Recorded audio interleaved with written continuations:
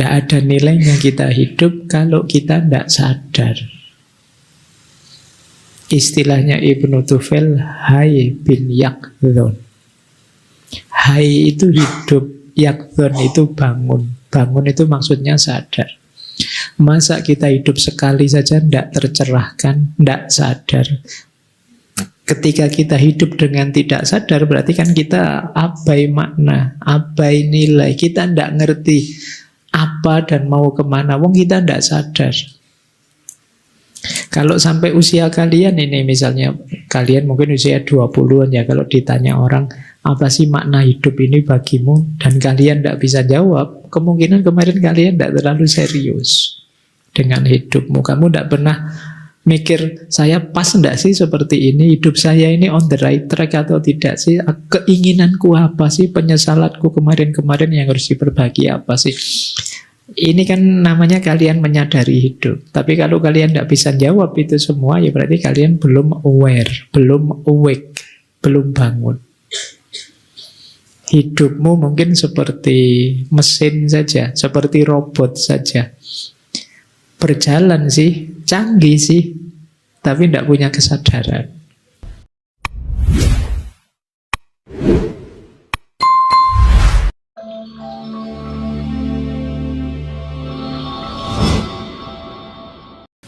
Bismillahirrahmanirrahim. Alhamdulillahi rabbil alamin. Assalatu wassalamu ala asyrafil anbiya'i wal mursalin Sayyidina wa maulana Muhammadin wa ala alihi wa ashabihi wa man tabi'ahum bi ihsanin ila yaumiddin. Amma ba'du. Bismillah, mari kita lanjutkan lagi belajar kita. Semoga masih tetap bisa istiqomah belajar. Belajar apa saja. Karena di antara fitrahnya manusia itu ya adalah belajar. Tanpa belajar kita tidak bisa jadi manusia yang sebenarnya. Karena manusia tidak seperti makhluknya Allah yang lain. Allah memberi kita potensi-potensi dan daya untuk milih. Cara untuk milih, cara untuk menghidupkan fitrah-fitrah tadi ya tentu saja harus belajar. Baik, kita mengawali tema baru bulan ini. Kita membahas tema ekologi, tema tentang alam. Di tengah banyak keprihatinan kita tentang rusaknya, kacaunya dunia dan alam di sekeliling kita. Termasuk ya bencana-bencana khususnya oleh kelakuan kita. Termasuk ancaman-ancaman belakangan rame megatrust lah dan lain sebagainya. Ayo kita kembali lagi belajar. Ini tema yang kalau kita tanyakan pada siapa saja, semua jawabnya penting. Dan semua sudah tahu kok sebenarnya bagaimana bersikap yang baik terhadap alam, yang tidak merusak dan lain sebagainya. Tapi sebagian besar kita masih berhenti di tahu, belum naik kelas ke sadar. Makanya tema bulan ini kita fokus mereview, belajar lagi tentang bagaimana kita berinteraksi yang baik dengan alam. Semoga nanti ada 1-2 materi yang membuat kita, saya sering pakai istilah meletik, membuat kita sadar tentang pentingnya interaksi yang baik kita dengan alam. Oke ya, semoga materi-materi bulan ini tidak berhenti hanya untuk keren-kerenan nambah wawasan, tapi sekaligus kita wujudkan dalam bentuk aksi nyata. Silahkan teman-teman berimprovisasi, berkreasi sendiri gimana caranya saya ikut andil Meskipun hanya untuk skup diri kita individu. Tidak harus mikir yang besar-besar gimana ya biar Indonesia ini kabotan levelmu. Diawali dari individumu saja. Lingkunganmu paling kecil, ya paling tidak kamar kosmu lah. Kalau kamar kosmu masih terlalu berat, ya kasurmu saja lah. Karena yang rapi, yang ramah lingkungan, dan lain sejenisnya. Baik, malam ini kita berkenalan dengan beliau. Mungkin materinya belum terlalu teknis, masih bersifat wawasan-wawasan universal ketika kita berhubungan dengan alam.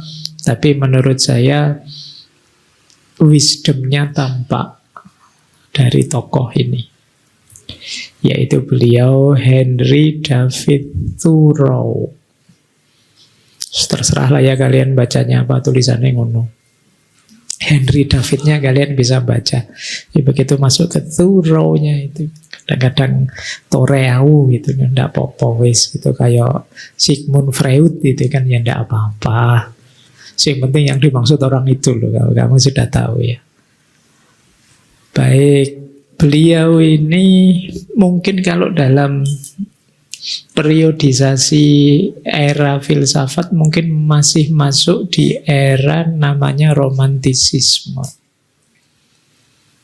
Jadi ini salah satu klaster, salah satu faham di barat. Kita itu kan sering menuduh barat itu terlalu rasionalistik, terlalu empiris, positivistik. Kebalikannya aliran yang namanya romantisisme ini lebih fokus pada hal-hal yang sifatnya dalam dan intuitif.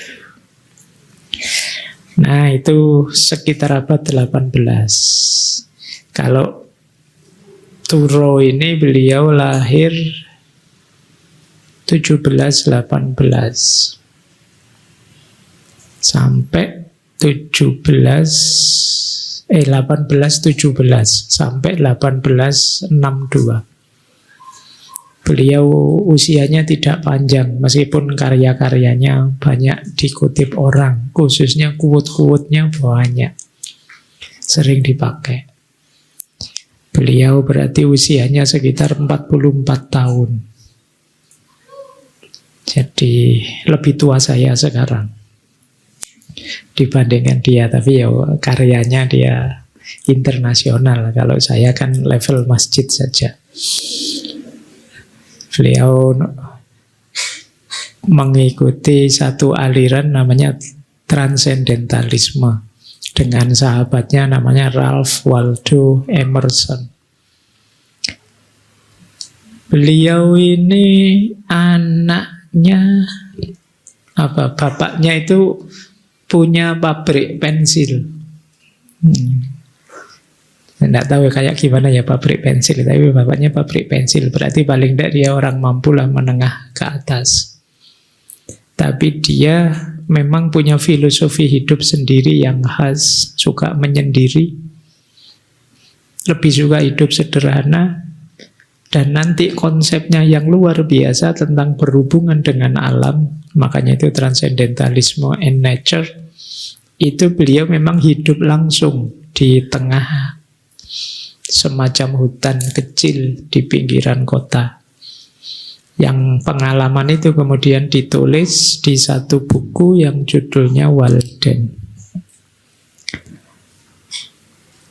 Jadi buku itu isinya semacam autobiografi atau cerita ketika beliau sedang hidup menyendiri. Kalau bahasa agama mungkin semacam uzlah lah. Tapi dari situ beliau punya konsep yang khas nanti tentang bagaimana kita berhubungan dengan alam.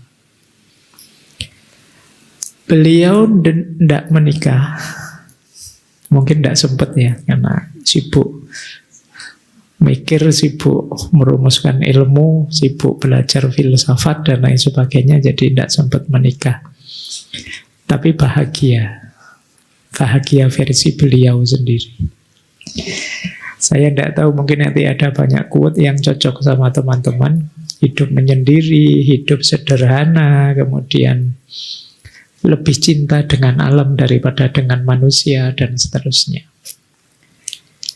Baik, meskipun beliau pernah nyoba ingin nikah, ada cerita umur 28 tahun beliau melamar perempuan, tapi ditolak. Ya, jadi mungkin alam juga tidak mengizinkan dia nikah. Karena hidupnya pinginnya untuk alam.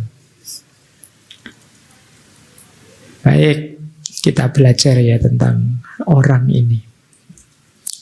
Bismillah, kita mulai. Kita dengarkan dulu. Ini dari sahabat beliau yang ngomentari, yang sama-sama punya aliran namanya transendentalisme. Ralph Waldo Emerson. Dia mengomentari Thoreau itu seperti ini. Thoreau itu dia tidak punya profesi apapun. Dia tidak pernah menikah. Dia hidup sendiri. Dia tidak pernah ke gereja. Nah, berarti kalian boleh jadi alasan kayak saya, Pak, tidak pernah ke masjid. Ya. Dia tidak pernah milih. Milih mungkin pilihan umum ya. Dia menolak bayar pajak. Mirip sekali sama kalian lama-lama. Pada negara. Dia punya alasannya sendiri. Dia tidak makan daging. Nah, tambah mirip sama kalian. Kalau kalian mungkin ada tambahannya, kecuali ada yang bayari. Kalau beli sendiri nggak nyampe. Dia tidak makan daging, dia tidak minum anggur. Dia tidak pernah tahu kegunaan tembakau, berarti tidak ngerokok. Dan meskipun seorang naturalis, dia tidak menggunakan perangkap maupun senjata. Ya, naturalis itu kan biasanya hidup alami, tapi dia juga alami pun ya enggak nyiksa-nyiksa makhluk hidup yang lain, binatang, dia berburu dan lain sebagainya, enggak begitu. Dia memilih dengan bijak, tidak diragukan lagi. Untuk dirinya sendiri, apa yang dia pilih menjadi bujangan dalam hal pemikiran dan alam. Jadi dia ingin jadi orang yang murni, baik dalam pemikiran maupun dalam hidup nyata bersama alam. Dia tidak punya bakat untuk jadi kaya dan tahu bagaimana caranya menjadi miskin. Enak ya, tidak bakat kaya tapi tahu caranya miskin. Kalau kebalikannya mungkin susah ya kalian. Saya tidak bakat kaya sih Pak, tapi tidak tahu caranya miskin, itu tersiksa kalian. Gaya hidupmu berarti gaya hidup kelas tinggi, padahal ya kamu tidak kaya. Nah, yang enak itu ya kaya tidak bakat sih, tapi tahu gimana caranya miskin. Atau sebaliknya, bakat kaya dan tahu gimana caranya kaya. Kalau ini sih enak. Tapi Thoreau ini karena hidupnya sangat sederhana, makanya disebut oleh Emerson dan tahu gimana caranya miskin tanpa sedikit pun tanda-tanda kesengsaraan atau ketidaksopanan. Jadi melarat tapi masih bermartabat. Tidak menunjukkan bahwa saya butuh yang lain, saya harus dibantu, silahkan donasi untuk saya, tidak begitu. Itu yang dia sebut tahu gimana caranya jadi miskin tanpa harus kehilangan martabat. Nah, ini mungkin kalian perlu belajar yang seperti ini. Karena kaya itu lebih mudah dibandingkan miskin dalam menjalani hidup. Kalau sudah belajar miskin nanti tiba-tiba kaya gimana Pak? Ya Alhamdulillah. Yang sulit sudah siap kaya tiba-tiba miskin. Thoreau adalah ketulusan itu sendiri, kata Emerson. Dialah simbol orang yang memang tulus, yang sejati. Ini komentarnya sahabatnya. Ini semacam testimoni, endorse-nya Emerson pada Thoreau. Kita lanjutkan. Kita belajar dulu tentang alirannya. Dua tokoh ini, Emerson dan Thoreau, itu masuk transendentalisme. Transendentalisme itu satu gerakan filosofis, juga kadang disebut gerakan sastra, yang muncul di awal abad 19 di Amerika. menekankan pentingnya pengalaman langsung dan individual dalam mencapai pemahaman yang mendalam tentang kebenaran dan realitas. Jadi titik tekannya aliran transendental itu ada pada pencarian kebenaran yang mendalam dengan perangkat batin, perangkat intuisi. Jadi ini agak biasanya sering dikontraskan dengan empirisme. Kalau empirisme itu kan berhenti di fakta, berhenti di kenyataan empiris yang bisa disentuh oleh panca indera. Tapi transendentalisme ingin melampaui itu. Ini mungkin seperti asumsi kalau dalam pelajaran tasawuf itu loh, bahwa dunia ini tidak hanya yang kelihatan. Tangkaplah esensi di balik yang kelihatan. Kalian akan lebih kaya menangkap makna. Kalau berhenti di yang kelihatan, ya kita mungkin agak miskin dalam hal makna. Misalnya kopi ini, kalau kalian hanya menilainya, hanya minuman yang bisa dirasakan oleh lidah tanpa makna lebih dalam, ya berarti kalian perlu belajar transendentalisme.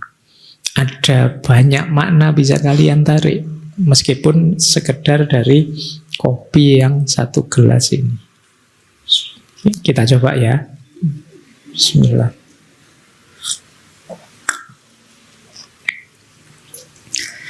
Nggak usah nunggu saya bilang nggak ada. Nggak muncul ahnya kalau saya, nggak usah ditunggu. Baik. Nah, ide pokoknya apa? Ide pokoknya transendentalisme itu seperti saya bilang tadi ya, menggali kebenaran, menemukan makna. Dengan cara apa? Eksplorasi diri. Ini memang agak mirip dengan wawasan-wawasan timur bahwa kedalaman itu adanya dalam diri, kemudian mencari hubungannya dengan alam. Tapi ada satu ciri yang lain yang khas, sampai Thoreau tadi tidak bayar pajak, dia punya alasan sendiri. Karena dia melihat seringkali norma-norma sosial, norma-norma budaya komunal bersama itu justru menghalangi individu menemukan kebenaran yang sejati. Kadang-kadang malah justru mengeruhkan, mengacaukan. Jadi di titik ini kemudian ada kritik-kritik terhadap hidup sosial, termasuk agama di level sosial. Makanya tadi ada kalimat dari Emerson, dia ini orang tulus sih, tapi tidak pernah ke gereja. Itu antara lain bentuk protes dia, karena kadang ada keberagamaan yang membelenggu individualitas. Kita jadi tidak bisa mengenali diri kita sendiri, karena kita dihalang-halangi untuk membaca diri kita secara objektif. Nah, itu visi pokoknya.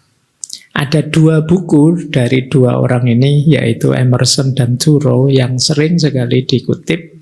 Yang pertama Nature dari Emerson, dan yang kedua Walden dari Thoreau. Malam hari ini referensi kita sebagian besar dari bukunya Thoreau ini, karena kita sedang bahas beliau. Kapan-kapan Emerson bisa kita bahas ulang.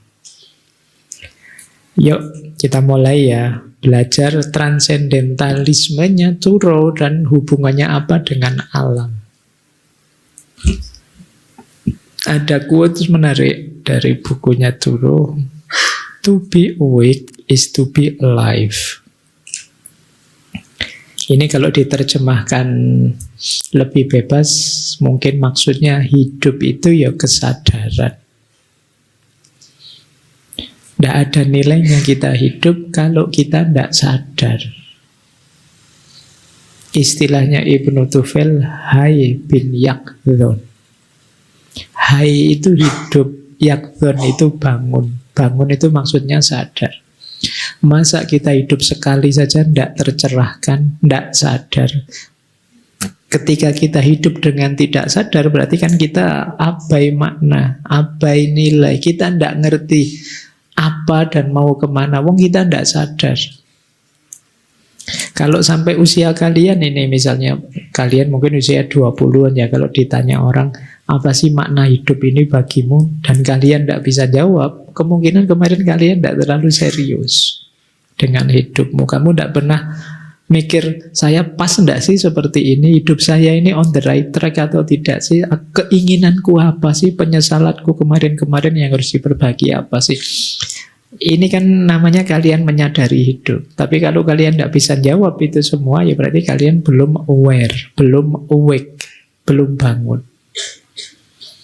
Hidupmu mungkin seperti mesin saja, seperti robot saja. Berjalan sih, canggih sih, tapi tidak punya kesadaran. Otomatis saja. Kita kan hari ini persis kan seringkali kayak mesin. Bangun tidur HP, TikTok. Nanti mandi, di kamar mandi pun sambil pegang HP. Ya kan? Entah sambil nyanyi, entah sambil jongkok, entah sambil apa, tidak bisa lepas dari HP. Nanti bahkan habis mandi ke kamar, sepi HP-nya diputer lagu apa, HP lagi, tidak bisa jalan. Ritme ini berulang terus. Akhirnya kita kayak robot, melakukan aktivitas apapun tapi tanpa kesadaran.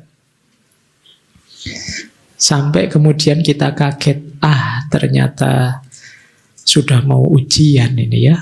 Ternyata sudah terancam DO saya. Ternyata itu menunjukkan kita selama ini belum yakzon, belum sadar. Masih sekedar hidup. Itu kan diketawakan sama Buya Hamka itu kan.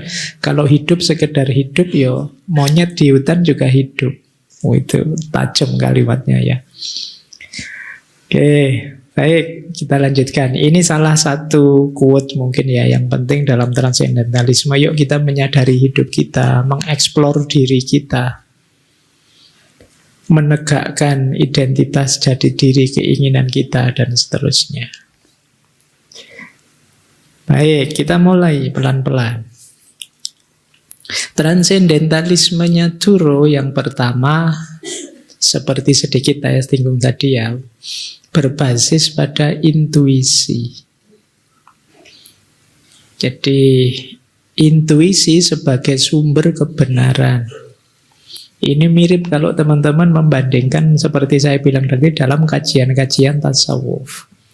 Jadi kebenaran tertinggi itu tidak akan bisa ditangkap oleh akal atau rasio yang terbatas, tapi melalui intuisi atau pengalaman pribadi. Jadi intuisi itu sering didefinisikan sebagai pengetahuan yang kita peroleh melalui pengalaman langsung, tidak melalui belajar keluar diri. Jadi intuisi itu pengetahuan yang hadir dalam diri kita. Bisa lewat pengalaman, kalau dalam agama kadang-kadang bisa saja dianugerahkan langsung oleh Allah. Jadi itu intuisi. Kalau orang Jawa menyebutnya roso. Dalam bahasa Arab disebut zauk. Jadi pengetahuan secara intuitif. Jadi bagi yang fokus pada intuisi akan tahu bahwa pengetahuan intuitif ini pengetahuan yang akurasinya paling valid bagi seorang individu. Kenapa? Karena dia ngalami langsung. Pengetahuan itu hadir langsung dalam dirinya. Ibaratnya misalnya pahitnya kopi yang tadi saya minum, itu yang tahu paling akurat saya. Karena saya minum langsung. Meskipun nanti terus tak ceritain ke kalian.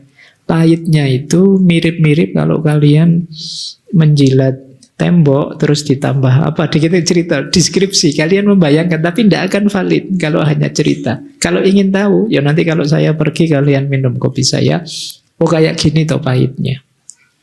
Itu pengetahuan intuitif.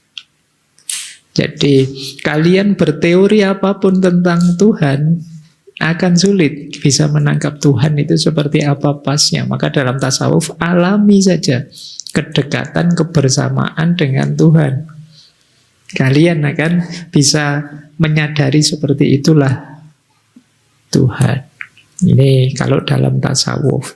Jadi termasuk pengetahuan-pengetahuan yang dilimpahkan langsung oleh Allah dalam diri kita. Kalau Imam Ghazali menyebutnya ilmu laduni, itu juga jenis pengetahuan intuitif. Ilham itu jenis pengetahuan intuitif. Bahkan wahyu dari Allah pada para nabi dan rasul itu jenis pengetahuan intuitif. Jadi para nabi dan rasul tidak mencari keluar, tapi pengetahuan itu dianugerahkan ke dalam. Nah, kata Thoreau dan kawan-kawan dalam aliran transendentalisme, kita itu punya fakultas pemahaman namanya intuisi, yang dia bisa menangkap kebenaran secara lebih pas, lebih dalam dibandingkan akal dan rasio. Jadi oleh karena itu di banyak tulisannya Thoreau dia banyak bilang tentang ayo kita sering-sering mendengarkan suara hati atau suara batin. Karena dalam kondisi jernih dia bisa menyuplai kebenaran. Kalau batinmu jernih, kadang-kadang kalau ada yang jelek, yang negatif masuk itu kan rasanya kok enggak sreg ya. Itu sebenarnya jenis pengetahuan intuitif. Kok enggak enak ya, enggak nyaman ya. Makanya ada hadis itu yang isinya Rasulullah bilang al-ismu ma khaka fi sodrika wa karihta ayat tolia alaihin nas. Dosa itu kalau hatimu terguncang, kamu kok rasanya ndak enak ya melakukan ini, itu kemungkinan ism, kemungkinan dosa. Tapi kalau hatimu jernih ya, kecuali kalau hatimu gelap ya mungkin kamu ndak enak-enak aja Pak. Nah itu mungkin hatimu agak ndak beres. Harusnya dalam kondisi jernih, hatimu, nuranimu bisa menangkap hal yang negatif. Nah, intuisi jadi alat yang banyak dikedepankan oleh transendentalisme. Berarti dalam diri lebih penting daripada luar diri. Oke. Ada quote menarik dari Thoreau. Ini dulu ya, yang dalam diri. What lies behind us and what lies ahead of us are tiny matters compared to what lies within us. Apa yang ada di belakang kita dan apa yang ada di depan kita itu lebih sepele, lebih tidak penting dibandingkan apa yang ada dalam diri kita. Jadi dunia sekeliling kita itu tergantung diri kita. Jadi mungkin kemarin kita belajar teori tentang mindset itu ya. Ngajinya sih seperti ini. Tapi apakah nyaman ataukah tidak nyaman, enak ataukah tidak enak, itu biasanya tidak tergantung situasi di luar diri kita, tapi tergantung suasana diri kita, kondisi diri kita. Kalau kamu lagi stres, lagi galau, lagi sumpek, serame apapun ngaji ini rasanya sepi, pikiranmu melayang kemana-mana. Jadi kondisi dalam diri kita lebih menentukan. Kalau kamu sedang marah, ada komedi selucu apapun, kamu tambah ngamuk. Kenapa? Yang harusnya lucu kamu tertawa, karena batinmu sedang galau, rasanya malah melecehkanmu dan kamu marah. Jadi yang ada dalam diri kita itu lebih penting. Makanya tadi alatnya intuisi. Bisa saja ini pengalaman menyenangkan bagi orang lain, tapi begitu masuk ke saya menangkapnya sebagai pengalaman yang kurang menyenangkan. Pengalaman yang negatif. Jadi ternyata dunia di depanku, dunia di belakangku itu kalah penting dengan dunia di dalam diriku. Berarti apa? Tugas kita pertama membereskan dunia dalam diri. Ya entah gimana caramu untuk membereskan dunia dalam diri. Makanya Thoreau juga bilang, keindahan dalam diri kita lah yang memungkinkan kita mengenali keindahan di sekitar kita. Jadi diri kita indah dulu, baru kita bisa mengapresiasi, meresepsi keindahan di sekeliling kita. Kalau diri kita belum indah, melihat alam yang indah, sementara jiwa kita rusak, misalnya kacau, ya keindahan alam itu tidak akan kompatibel dengan diri kita. Ketika tidak kompatibel, ya kita tidak bisa menemukan keindahannya. Ya kalau kita sedang, kayak tadi loh, sedang marah seperti tema minggu lalu itu. Sedang panas-panasnya marah, meskipun kamu ada di pinggir laut yang begitu indahnya, atau di atas gunung, kamu sedang muncak terus nonton sunrise. Tapi kalau kemarahan itu masih meletup dalam dirimu, ya sunrise nggak sunrise-sunrisean. Pikiranmu kan mesti gitu. Ayolah ke laut, Allah ndak laut-lautan.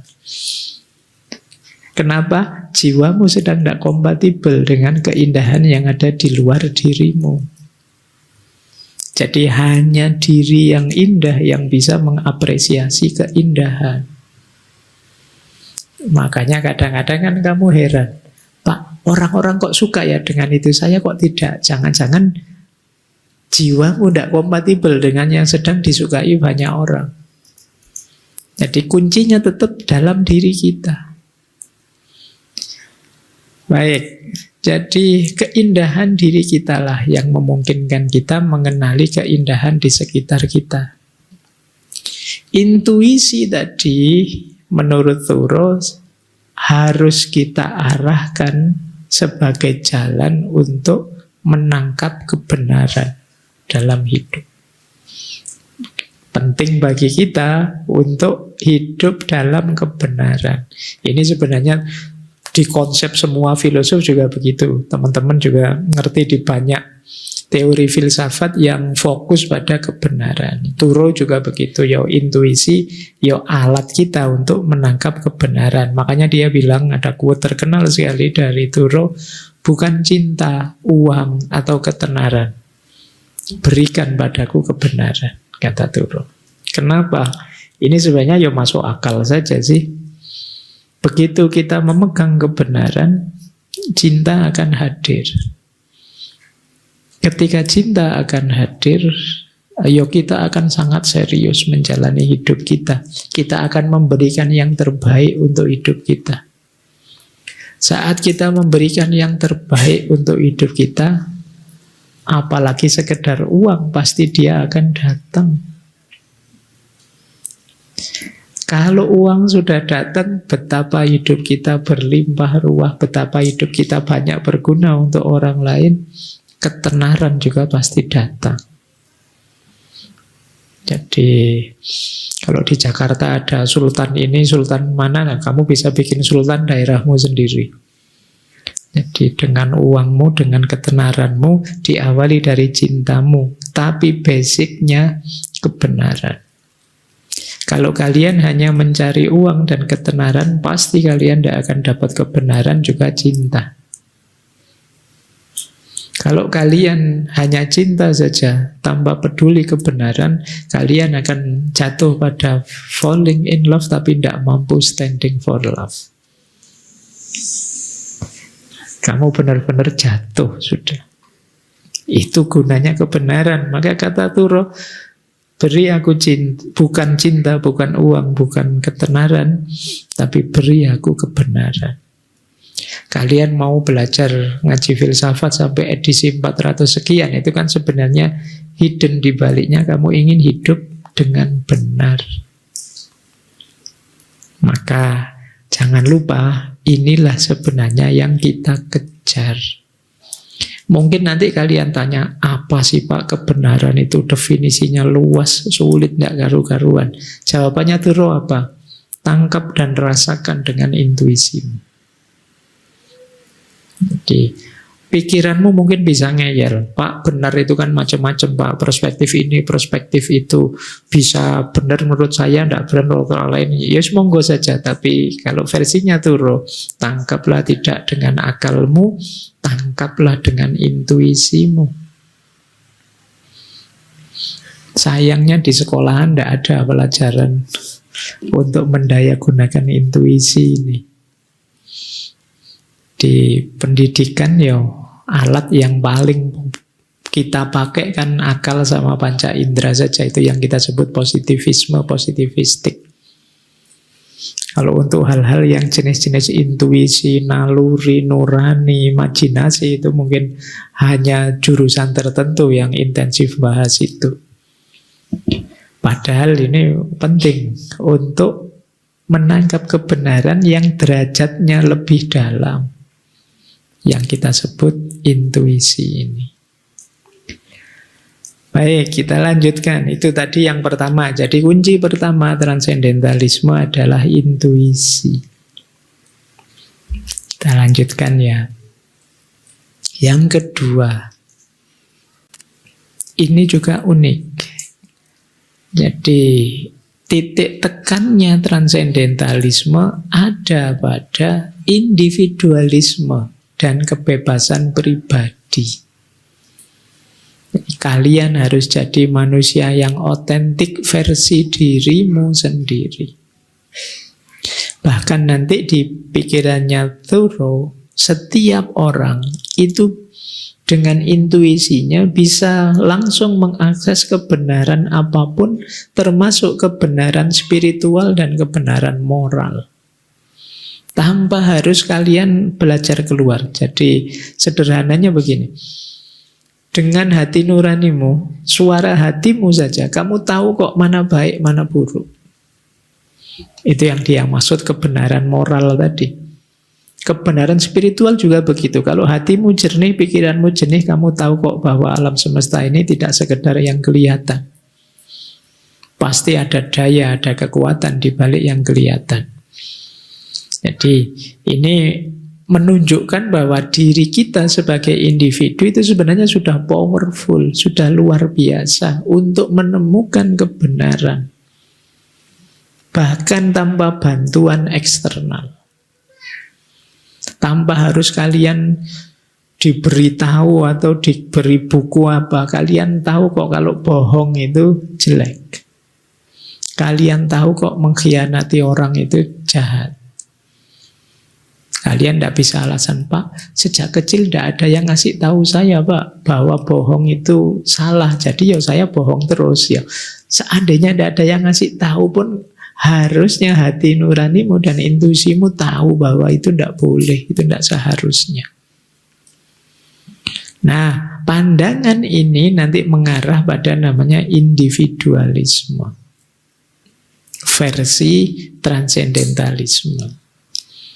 Jadi mari kita jujur dengan diri kita sendiri, mari kita menjalani hidup dengan nilai-nilai kebenaran yang kita serap.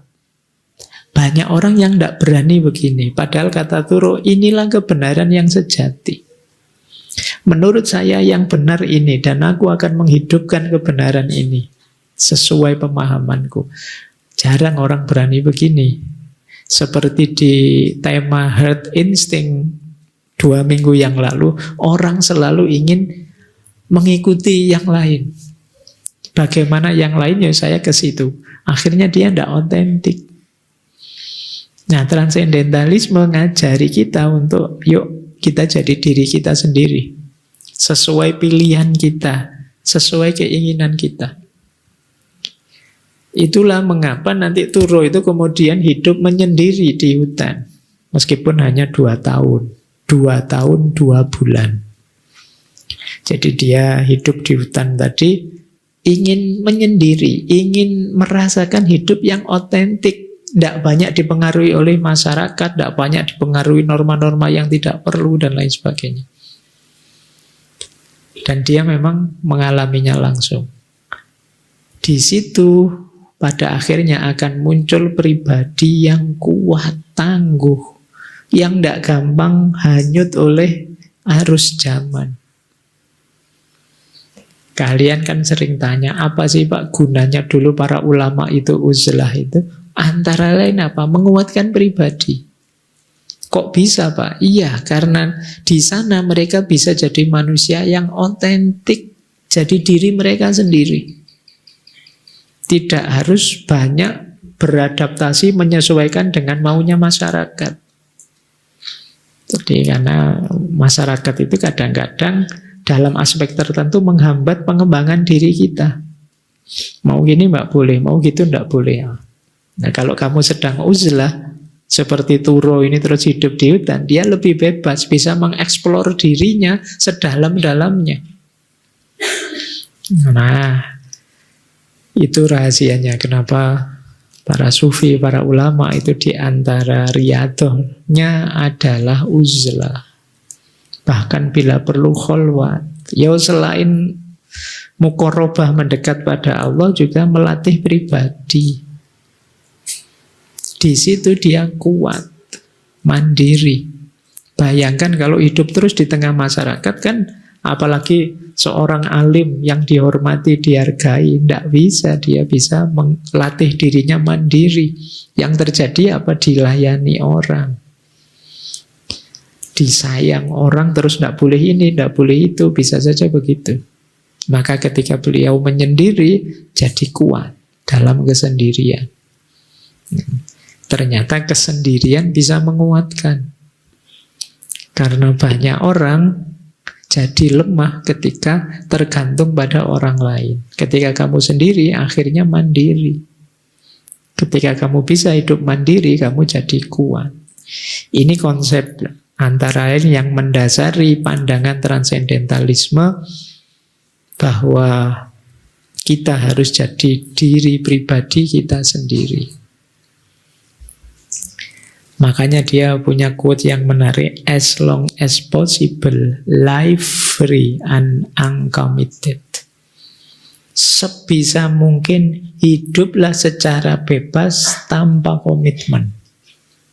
Semampumu. Beliau pakai istilah as long as possible ya, karena ada dunia kita tidak sesimpel bayangan kita ya kita. Tapi sebisa mungkin bebaslah dan uncommitted. Uncommitted itu jangan terlalu banyak bikin komitmen, bikin janji, bikin nadar ini, nadar itu, bikin saya akan setia ke sini, itu memberatkanmu. Bebaslah dan jangan terlalu banyak komitmen. Jadi kalau diminta komitmen ya kamu minggir dulu. Biar ya kamu bebas dulu. Kamu kok tidak komitmen dengan janji kita? Untuk sementara saya tidak komitmen dulu. Siapa tahu ada yang berubah, siapa tahu ada yang berkembang, siapa tahu. Makanya uncommitted. Kita tidak tahu yang terjadi besok apa. Misalnya kalian komitmen, aku akan selalu di sisimu. Kalau tiba-tiba dapat beasiswa ke luar negeri kan eman-eman. Nanti kamu dimarahi, mana komitmenmu, kan tidak enak. Jadi sebisa mungkin bebas dulu sampai dirimu kuat terbentuk. Maka as long as possible, live free and uncommitted. Yo nanti mungkin pada saatnya ketika kita sudah kuat berkomitmen ini itu, tapi kita jadi trendsetternya, bukan followernya. Ini ada kalimat menarik dari Turo. Jangan ikuti jalan yang ada. Pergilah ke tempat yang tidak ada jalannya dan tinggalkan jejak. Maka kalian akan jadi penemu. Kalian akan jadi perintis. Kalian akan jadi pionir. Kalian akan jadi pelopor. Kalau kalian hanya mengikuti jalan yang ada saja, ya kalian hanya follower. Sehebat-hebatnya follower, ya kamu tetap disetir oleh yang kamu follow. Jadilah perintis. Jadi jangan hanya mengikuti jalan yang ada. Jangan hanya niru-niru. Wah teman saya Pak bikin konten kayak gini viral, saya tak bikin juga. Dia viral, mungkin kamu enggak. Kamu hanya mengikuti jalan sebelumnya. Coba bikin jalan baru. Berkreasi, inovatif, imajinasinya dipakai. Nah, tinggalkan jejak. Biar orang yang mengikutimu, bukan kamu yang mengikuti orang. Ini visi transendentalismenya Turo. Kita lanjutkan. Ini loh dia bilang. Kenapa dia kemudian mandiri menyendiri? Kata dia begini. Aku merasa menyendiri hampir sepanjang waktu, itu menyehatkan. Berada di tengah orang lain, bahkan dengan orang-orang yang terbaik, akan cepat melelahkan dan membuat jenuh. Aku suka menyendiri. Aku tidak pernah menemukan teman yang lebih menyenangkan daripada kesendirian. Jadi, kesendirian itu teman yang paling setia. Tidak pernah pergi meskipun kamu sendirian. Ada terus. Makanya kata dia, aku tidak pernah ketemu teman yang lebih setia, lebih menyenangkan daripada kesendirian. Bahkan meskipun punya teman yang paling hebat sekalipun, kata dia, kadang-kadang dengan orang-orang terbaik itu malah melelahkan, merepotkan. Ayo, misalnya kalian ya, ada nanti yang ikut saya misalnya ke rumah, itu kan kalian sudah terikat, tidak bebas sama sekali. Sungkanlah, khawatir ini, khawatir itu, nanti mau ke kamar mandi saja mikir bolak-balik, mengganggu gak ya? Tidak enak, jangan dikira. Meskipun kamu didampingi orang paling hebat, kamu akan nyaman. Bahkan dengan orang terbaik, cepat lelah dan jenuh. Jadi, mending sendiri, bebas. Ini mungkin yang nanti dilanjutkan oleh Sartre itu kan, bahwa orang lain itu memang neraka. Gara-gara ada orang lain ini saya tidak bebas, tidak bisa ngapa-ngapain. Kalian malam hari ini kan gitu, orang lain itu menyusah. Gara-gara ada orang lain saya tidak bisa selonjor, saya tidak bisa lesehan, saya tidak bisa. Baik, maka Thoreau lebih memilih kesendirian. Ternyata sendiri itu menyehatkan, kata dia.